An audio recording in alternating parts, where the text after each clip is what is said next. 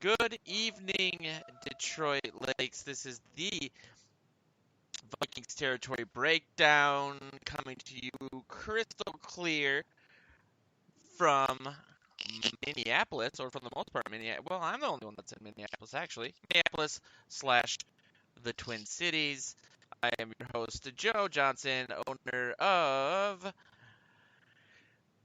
PurplePTSD.com, VikingsTerritory.com, MiniIce.com, and a brand spanking new laptop to up the sound quality on my end. I apologize to everybody who had to sit through trying to figure out whether I was having tech issues or some sort of late onset stutter last week. Couple of Vikings tidbits to talk about this week. So we, as always, have Mr. Joe Oberly on the line. How are you doing? I don't like this new sound. It makes me sound too old. Now No, I'm good. Back to complaining about your dog. Like clockwork, my dog starts barking. Never a dull moment here at the Vikings Territory Breakdown show. How you doing, man? Are you at all sad about the Kyle Rudolph situation? I don't know if I certainly am. interacted with him on a personal level very often. Yep, I am. I am sad. It was inevitable, but we kind of thought it was coming last year, and then it didn't, and we saw a spring that it was going to come. Yeah, so it saddens me. He's a great guy, wonderful guy in the locker room. I've always thought that he was always available, nice guy. Didn't always give you the meatiest soundbite until he was kind of annoyed by something, and then if he was, then you might get a nice little clip from him. But wonderful guy, great for the community, and I'm sad to see him go. Yeah, and we'll get into it a little bit more, but the worst part about it is it really accomplished very little in regards to salary cap relief. I mean, I know you got to start somewhere, but yikes. We were joined again for, I think, the fourth or fifth week in a row. Old Faithful. When you're having fun. Old Faithful indeed. Mr. Tim McNiff, who's ready to blow. That sounded easy there. Much dirtier than I anticipated. I might have to bring back that stutter, that 7-second delay. How you doing, man? Did you ever have a chance to interact with Rudy? He came right as I was transitioning out of sports, so his rookie and probably his first or second year. And so then I went over there periodically, but, never had a real relationship with him the way that, others who would have been there on a regular basis did. So no real, but like everyone else, I guess I respected how much he did off the field, and that what he and his wife did. Of course, there's just few athletes that probably have come to this market and done more than they did in a very genuine way to help. And so that was really something. And then the other thing, I think that I don't know that I was ever like a huge fan of him as a player. I mean, I appreciated him. He was okay, but he's a guy who was sort of a reluctant participant, I felt, when it came to blocking. And that kind of rankled me the wrong way. And then when the Keenum season, I really felt that he really stepped up his game. He was asked to, and he did, whether he was reluctant about that or not, and became more than just a guy who had to block. He was an effective blocker. And then he really carried that on. In the last 2 years, you saw a dip in his numbers as the game seemed to sort of move around him. But I really appreciated the fact that guys usually don't become more physical 8 or 10 years into their career, 7 or 8 years into their career. And he did. And I think that just shows you that, one, he probably could have been doing more earlier, but two, he really answered the bell when he needed to. And I really respect that. From day one, that was always something you'd heard they were going to work on with Rudy was his blocking, because he came in as a great pass catcher, and he exemplified that throughout his career, and pass blocking was the thing he needed to work on. And like Tim said, some of it was reluctant, but then, I think he realized that. You'd hear him say it in sound bites, I got to get better at that. And I think he did. My only criticism of him was, well, early on he had the injury bug that he, I think, corrected in later years. But I think as a result, I didn't see him being as physical with breaking tackles through the middle part of his career. And, it's ironic, this last season, he kind of maybe whether he was mad about the way he's being used, but all of a sudden he started breaking tackles and running through people again. I go, man, look at that guy, So it was nice to see, but it's sad to see if that's what it took. I don't know if he's protecting himself from injury, and it was probably a worthwhile thing, but I just always would complain that a small defense or corner wouldn't be able to take him down very often. So. We talked a lot about that over the years on Morning Joe's, the show that preceded this one. Excuse me. That it seemed like he was making a conscious decision to just go down on first contact because he had been accumulating a lot of these injuries. And I think a lot of people kind of conflated that with him not being a competitor or being tough, whatever that means, quantitatively or otherwise. But I think he was better suited that way. I mean, he still caught a tremendous amount of the balls they threw his way. I mean, the last time I checked, I think he was near 85% of the targets they threw his way. He caught. And Bob Sansevier, who does a weekly sort of nano column on both Purple PTSD and Vikings Territory, wrote something last night, a little anecdote about how Kyle's dad is in a fantasy football league that's been around since like pre-internet days, like paper ledgers and all of that. And it's a really strange league. It's not the type of league that I've heard of before. That they don't give you points for yards or receptions or anything. It's strictly touchdowns. And so he was always drafting Kyle. Number one overall. Pretty much. I mean, out of loyalty, obviously, but also, I mean, there was a point where Rudolph was just nigh uncoverable in the red zone, especially the infrared zone. And I think that's something that we have yet to see really get replaced by guys like Irv Smith Jr. or Tyler Conklin. And it's something that I think that what he brought to this team, as you guys kind of alluded to, was more than on the field. I mean, he was one of the first things that I, as someone who covers the Vikings, was invited to his youth camp out at TCO, and they gave us like 3 press passes. I went through with a couple of our writers, and he did like a post little scrimmage media scrum, and it was right after they'd hired D. Filippo, and so I asked him a couple questions, and he was, I'd always been really nervous to actually ask questions for the first time because I didn't want to ask something that was stupid or whatever. And I remember him being very thorough in regards to his answer. It was very genuine, and then he thanked me for my question, which actually meant a lot to me because I think he could tell I was relatively nervous. But I wonder, wherever he ends up, if he's still going to be able to do that camp. Probably not at the Vikings facility, but I mean, there were so many kids and families there, and it was a year in, year out thing. He was a leader in the locker room, and I think that, it is a little discouraging. I know a lot of, for reasons that I just mentioned, some people are like, whatever, Ursus Jr. is the prototypical sort of wide receiver tight end hybrid. He blocks better than Rudolph did. Rudolph, whatever, we take it or leave it.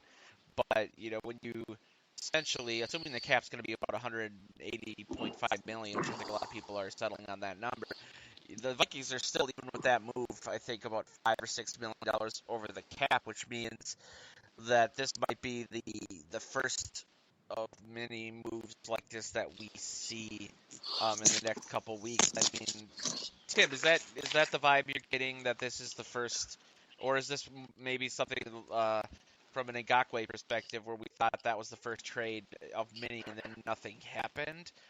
I think that something I didn't add to the agenda, but that lends itself to this is that was news after we got off the air last week, is Anthony Barr being resistant to any sort of contract restructure, and a lot of people saying, well, the Vikings have reached the peak of kind of kicking the can down the road and giving these guys these extensions and then expecting them to restructure those extensions midway through. I think a lot of guys are just like, I'm not going to do it.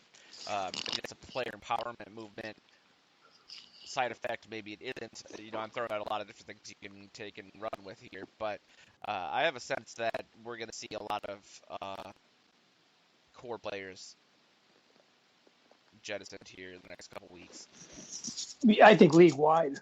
I mean, I just don't think the Vikings are, exclusive to this. And he does. He cuts $5 million, and 4 point whatever in dead money, 4.36 and 5.1 or something like that off the books, and they just had to do it. And it's ironic. I thought last week when I saw Anthony Barr saying what he said, I said, well, that's pretty much what Kyle Rudolph said a couple weeks ago to Ben Lieber. I'm worth every penny, and I'm not going to restructure. And here we are. So I think that hard for me to believe that they're going to pay Anthony Barr the kind of money that he is owed.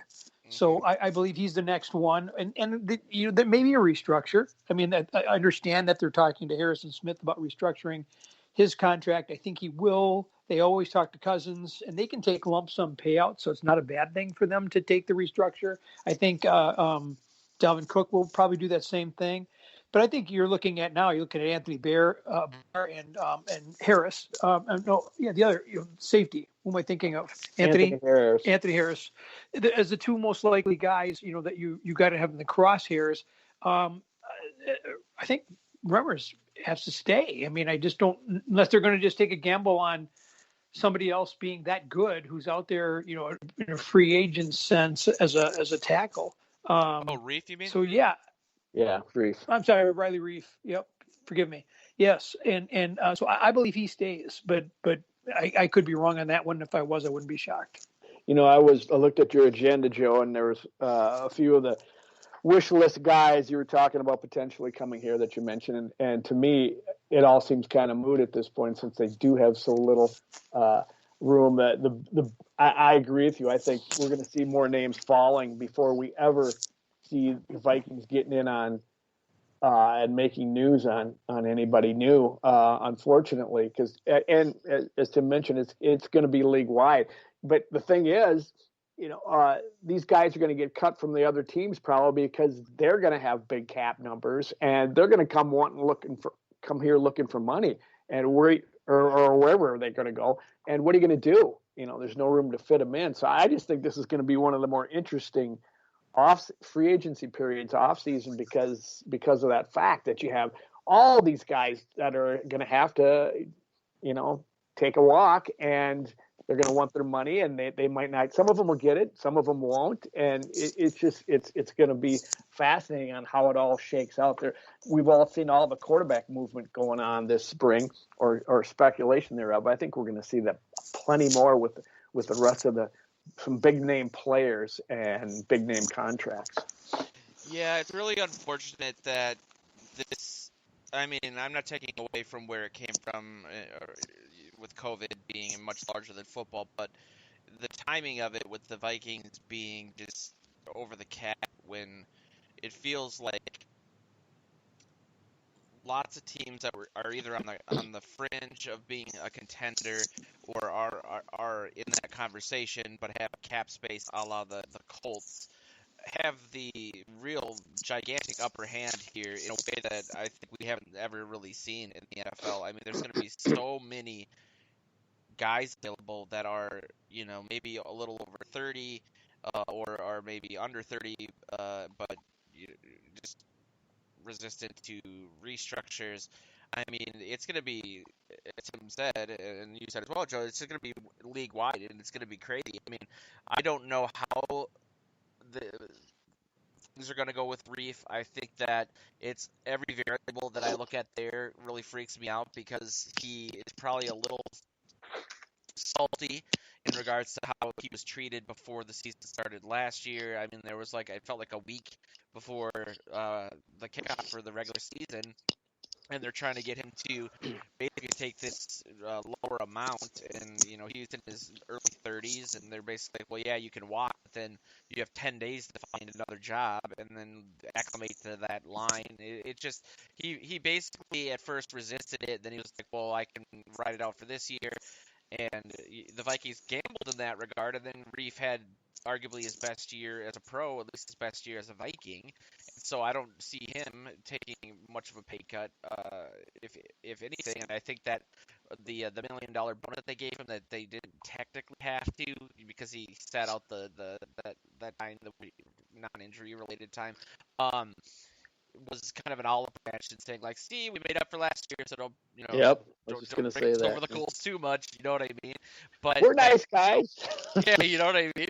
But it is a little scary because it feels like, I don't know. I mean, I put on the agenda this article about Leonard Williams and how this guy from Pro Football Outsiders or something said that if the Vikings were to add him and then play him next to Michael Pierce, and put these two giant guys in the middle of the defensive line, they would essentially catapult the Vikings into Super Bowl contention again. And I don't think that guy watched many Vikings games. I think he just looked at the DVOA on defense and said, well, the pass defense was good, this was good, that was good, but the rush defense was terrible. Therefore, if you catapult the rush defense into the top 10 alongside these other things, this team will be great. I don't know. That's a national media thing, and I think that happens a lot. Not a lot of these guys can really cover all 32 teams. But from an eye test perspective, I don't think anyone who covers the Vikings really feels like at this point, money notwithstanding, the Vikings are one player away from a Super Bowl, unless somehow that one player was Patrick Mahomes. And that's before you get into the point of they can't even afford a guy like Leonard Williams in the first place. And because of that, they're going to lose more core players than they gain. I mean, I just think that we're in year 2 of a complete teardown and rebuild, and the argument maybe could be made to rip the Band-Aid off sooner and just move on from as many of these guys as possible, to lower the cap gap, and also let them go somewhere else. Because what are we going to do? Let them, Harrison Smith, age more here? I don't know. I just feel like there's a lot of wishful thinking out there in the media, both locally and nationally. I just don't get where a lot of this stuff is coming from. It just feels like this team is broke, and they got a lot of digging to get out of that situation, and they have a lot of question marks outside of that, and there'll be even more so moving forward. And then you go back to the core issue, which is the offensive line, which looks like it's going to get worse before it gets better, if that's at all possible. And so I really don't try to be this negative for effect, but I just feel like there's a disconnect between the reality of the team and what a lot of people are writing about. I mean, Joe, the wish list people have, like, we can't afford any of these people. I just don't know where this is coming from. It's more than one person. I mean, it's a shame they are in a rebuild that because the offense is in really pretty good shape, save for the offensive line. But it's going to take a few players on defense. You need an edge rusher, you need an interior lineman, you need another linebacker, and you got to figure out your secondary. You've got to keep your safeties and maybe add another cornerback. So there's and we don't even talk about the special teams, because Dan Bailey will likely be a cap casualty, and you got to figure out how to get special teams to perform better on coverage and such. So there's no way we are in Herschel Walker mode where we're one player away. We've been there, we've done that, and it didn't work. So it's going to take more than that, in my opinion. What do you think, Tim? Yeah, we haven't even brought up Danielle Hunter's name. I mean, so Danielle Hunter signed that extended contract, and now whether this is real or manufactured, he either is or is not, dissatisfied with that contract already, wants to renegotiate that. So what do you do there? I mean, I that's another hard one, and I love the kid, and he's very talented, but man, we missed the entire season, and we were told he was just going to be out a couple of days. And so what's up with the neck? Are we ever going to get like any sort of, clarity as to what the damage is and what the potential for re-injury is? And is he going to be the same guy? So, I don't know where he would have a lot of leverage other than before last year. I was really, really, really good. And that contract I signed, which I signed with my own eyes and ears and agent, I don't like it anymore. Well, is that the team's fault or is that your agent's fault? And so I don't know. That's a when we start talking about what we have, is that an asset we have, and is that asset ready to go? And if he is, will he be happy being here? So there's more questions than answers, and which I guess keeps it interesting. Yeah, I mean, it's good fodder. It's good. I mean, our traffic, not that people care about this, but is just insane. I think Vikings fans are very voracious in regards to just the amount of opportunity and what everyone has the theory as to how they can fix this team, either in the long and short of it. The Daniil Hunter thing is unfortunate because you feel like, if that was such an untenable situation financially, saving for that injury, they could trade him and get a boatload of picks. I mean, he's just. Is there any position outside of the quarterback position, well, especially on defense, I guess, that's blown up or become more crucial to the success of an NFL team than the edge rushing position? It's just increasingly important for obvious reasons. And, he's arguably, for his injury, the best young edge rusher perhaps in NFL history. He broke a lot of records.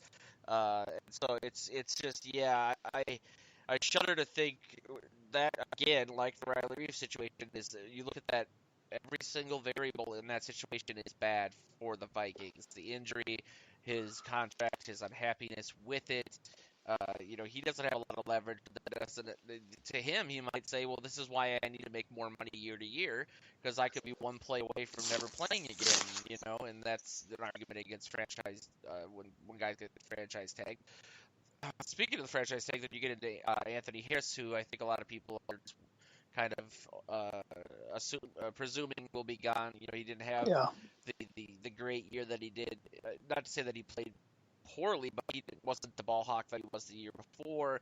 But I've seen him ranked as the 7th best free agent as of now. I mean, there's going to be a lot more free agents. I think those lists also give credit to. But getting back and putting kind of a pin in the Kyle Rudolph thing, I mean, do you guys feel like he still got enough gas in the tank that the team, maybe a contender, or somebody will give him a decent contract? How old is he now? 32, maybe? 31, I think. Okay, so he's still technically, I think, in his physical prime. A lot of people have pointed to him landing in So New am I. England. I think we can hear your knee when you talk. But yeah, there's a lot of different teams that people are pointing to. I think the ones that maybe make sense to me are the Patriots or the Browns, with Stefanski being there. But I mean, his services are still in very high demand, considering how many touchdowns he seems to grab. But I feel like he'll get a pretty good deal somewhere else. Is that your take on it, Joe? I think that was one of them that was mentioned. I heard some talk about it on the radio today, and going to the Browns and such. I certainly think he's got plenty to give. And you saw, here's a guy who now has moved into this part of his career where he has, put aside the injury bug, and he has improved himself as a blocker, and he has made some great one-handed catches, highlight reel catches in the last few years. And his biggest problem was he wasn't apparently getting targeted enough, So I think he's got all kinds of stuff left in the tank. He'd be a great guy to have on your team. He might have lost a step as far as speed and such, but he came out kind of ticked off last year and started breaking tackles. So if I was a good tight end away from making noise in the playoffs, I'd pick him up. I don't think he'd go to a place like KC that was speculated because a year ago, because he's not going to get on the field, and I think he wants to play, and I think he wants the ball coming his way. So But there's plenty of teams that if he came in for the right number, they would be happy to have him. There's no question about that. He's got another couple of years, I think, he can play at a top level. What do you think, Tim? Yeah, I think that he'll be motivated. I think Joe said that he seemed to like picked up his game because he was kind of playing for his job, and so I think he'll do that wherever he goes. But here's a guy I think who just had enough talent as a basketball player and as just a young athlete, and he liked to catch passes, and he was a mismatch, and he didn't really have to worry about the rest of the game. And as he's grown up, he's bought into doing the rest of the game, but I don't see teams like just banging down the door like today, just going, "Wow, Kyle Rudolph's available." Yeah. So sort of be, well, does he fit? And if he does, is that as a tight end set? Because he's not going to start all of a sudden running away from people. I mean, people saying that he's going to go to Kansas City. Well, they got a pretty good tight end there, barring injury. So it's not like he's going to go in there and be the starter.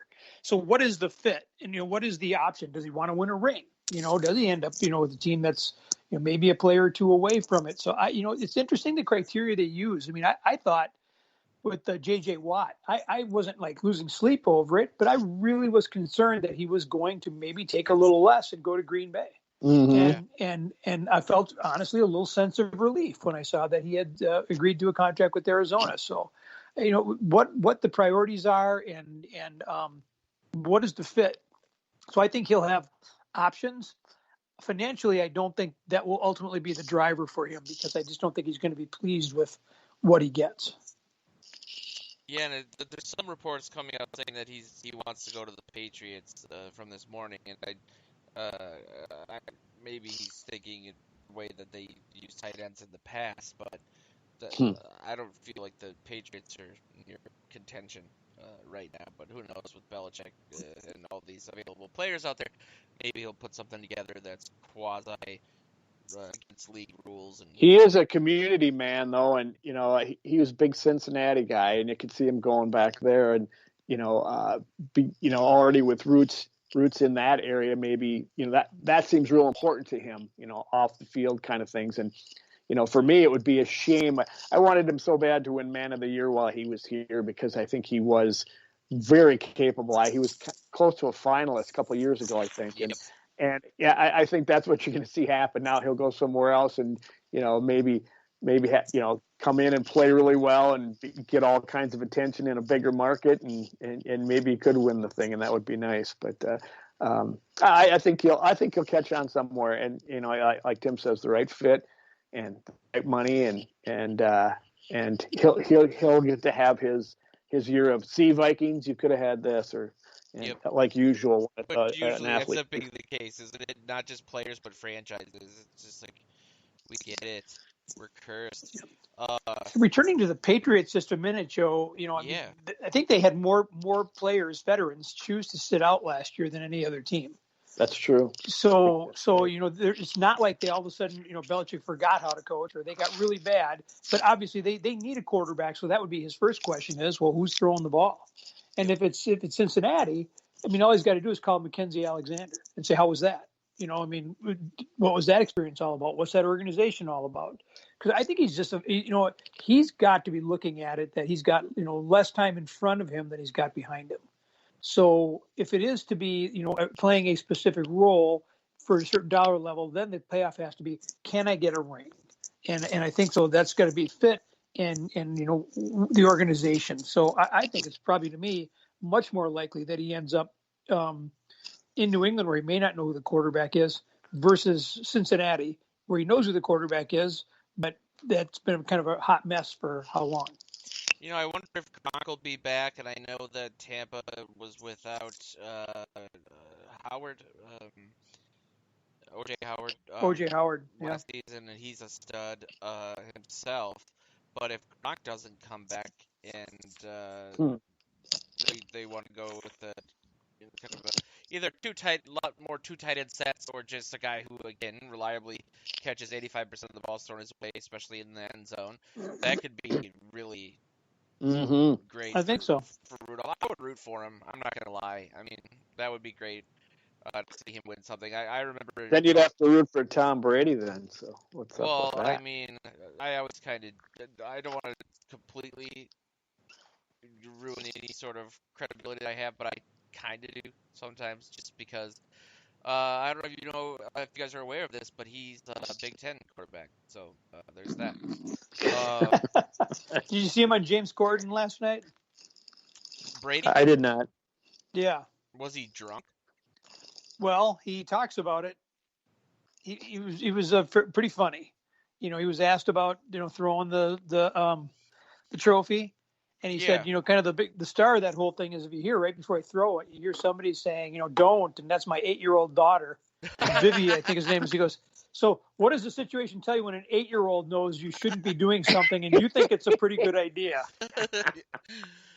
I thought that It was was kind pretty of an funny. overblown controversy. The daughter of the guy who designed the trophy was all saying how disrespectful it was to her father, and it's like he I don't know. I'm a very big intent person. I don't think his intention was to disrespect the memory of a guy who created a clay version of the trophy.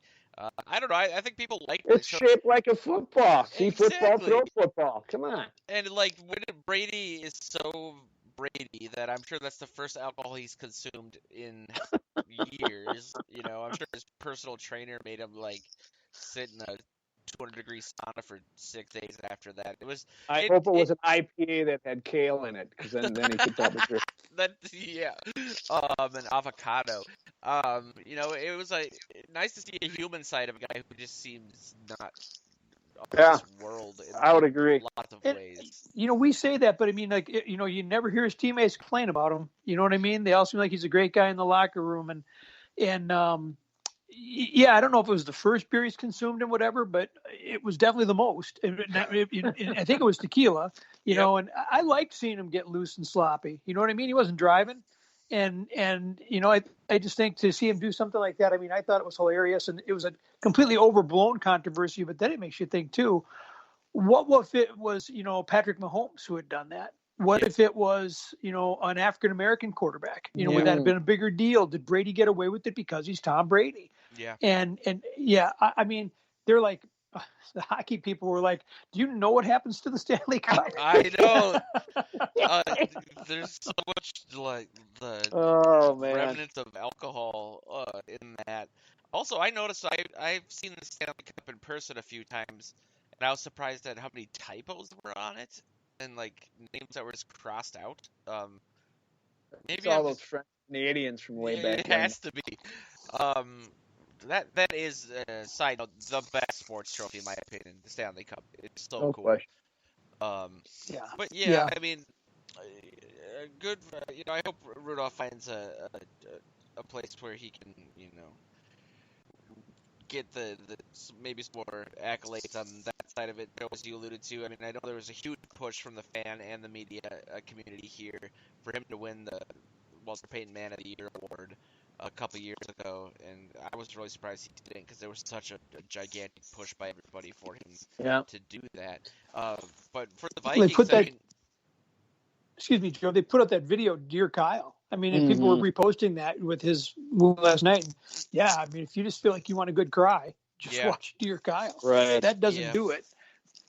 And he wrote a really nice farewell letter to the people of Minnesota and Players Tribune, which people should definitely check out. I'll put a link to that in the article about this show if you're listening to the show on a podcast platform. It's sort of like Vikings And Territory. that's Kyle Rudolph. That's Big Kyle time. Rudolph.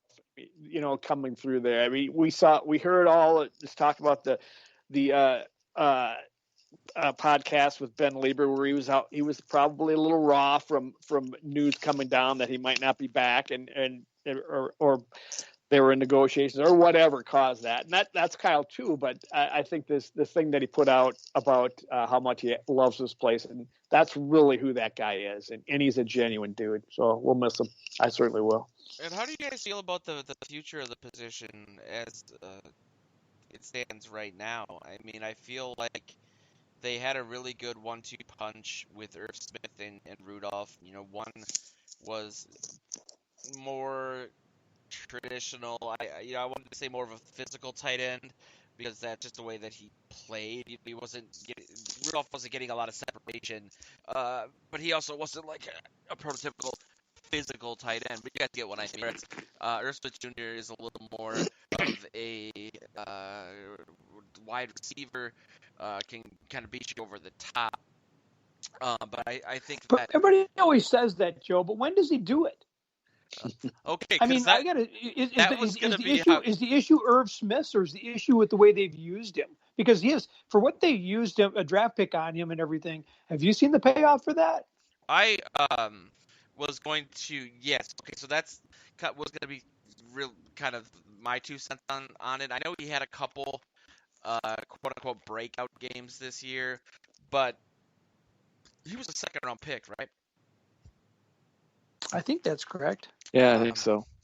I just feel like they could have taken a lot of different guys at that spot, and it just doesn't feel. I know it's hard, especially with tight ends. They don't get, there's not a lot of tight ends racking up 100-yard games, and so it's hard to, maybe expectations need to be tweaked. But I kind of felt the same way about Irv Smith as I did about BC Johnson 2 years ago, where everyone was like, this guy's a revelation, and our expectations were just so low because of guys like Treadwell that I think we conflated mediocrity or sub-mediocrity with success.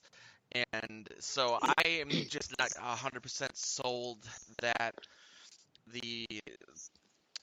what the team got out of Rudolph, which is very consistent, especially again touchdowns, is going to be replicated by Irv Smith and or Tyler Conklin. Do we know what kind of blockers they are too? I mean, we are all of a sudden losing. Pleasantly surprised about Irv Smith. Conklin, that's that's what got him there. Yeah. Oh, that's true. We had Red Ellison, and then we had a couple other guys who were always going to be that guy. And every time Tyler Conklin got an opportunity, that's why I talk about Rudolph being kind of a reluctant participant in it because he knew he didn't have to really. They were still going to throw him the ball. They weren't going to bench him. Tyler Conklin